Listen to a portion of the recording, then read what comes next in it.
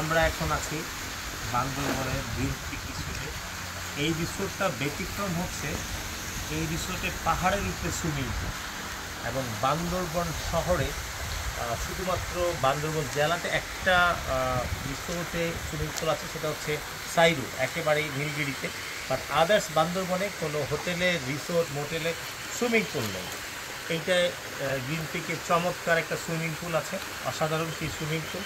আজকের পানিটা একটু কম পানি দিচ্ছে, আপনারা দেখছেন টইটুম্বুর থাকে। সবচেয়ে বড় বিষয় হচ্ছে আপনার পাহাড় দেখতে দেখতে এবং হচ্ছে যে এই দিকে যদি দেখাই, এই দিকে আছে হচ্ছে আপনার রাস্তা, খুবই সুন্দর। তো আপনি সুইমিং করতে করতে পাহাড় এবং যে পানির অপূর্ব সমন্বয়, সেই সমন্বয়টা আপনি পাবেন অসাধারণ।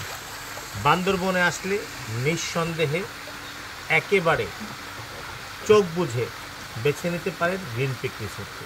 টিল দেন, আল্লাহ হাফেজ।